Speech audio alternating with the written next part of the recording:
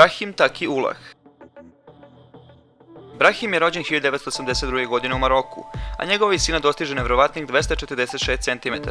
2006. godine je išao u Pariz na terapije kako bi izlečio tumor koji je izazvao njegov rast.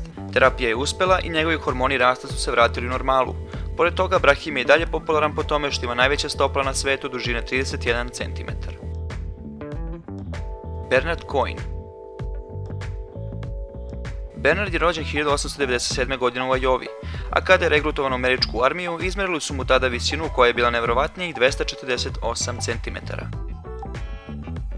Don Kohler.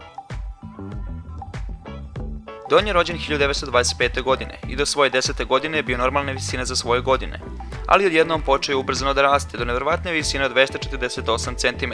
Don je imao sestru bliznakinju koja ipak nije bila visoka kao on. Vikas Upal.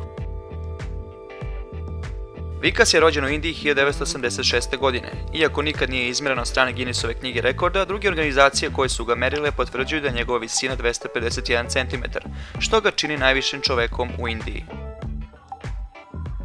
Sultan Kusen. Sultan je rođen 1982. godine u Turskoj i trenutno je najviši čovjek na svetu. Njegova visina dostiže nevjerovatnih 251 cm. Kao i većini ljudi s ove liste, njegova visina je bila normalna do njegove 10. godine, ali od tada je počeo nezaustavljivo da raste. Edward Beaupre. Edward je rođen 1881. godine i najviši je Kanađanin ikada sa svojom visinom od 251 cm. Bio je najstariji od 20 dece u porodici, a sa svojih 9 godina bio je visok 185 cm, ali nije ga samo njegova visina činila posebnim, već je posjedovao nevjerovatnu snagu. Također je pričao engleski, francuski i govorio 3 različita indijanska jezika. Vaino Mailarin. Vaino je rođen u Finskoj i jedno je vreme držao titulu najvišeg čoveka na svetu. Pored toga bio je najviši vojnik ikada jer je bio pripadnik finskih odbrambenih snaga. U njegovim 20. njegova visina je bila oko 220 cm, ali je u svojim 30. nastavio i dalje da raste do 251 cm visine. John Carroll. John je rođen 1932. godine u Njujorku, a njegov slučaj sa visinom je često osporavan. Sa svojih 27 godina John je bio visok 243 cm, ali je imao krivu kičmu. Inače bi dostigao visinu od 261 cm da nije imao probleme sa kičmom.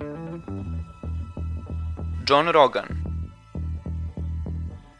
John Rogan je rođen 1865. godine u Tennesseeu i bio je visok nevjerovatnih 266 cm.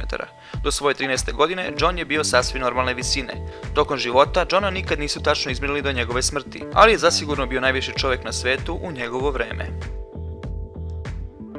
Robert Vodlov. Robert je najviši čovjek na svetu svih vremena, sa svojom visinom od 271 cm. Rođen je u Illinoisu 1918. godine, a sa svojih 5 godina je već nosio odeću za odrasle. A sa 8 godina je već bio visok 188 cm i tako postao višlji od svojih roditelja.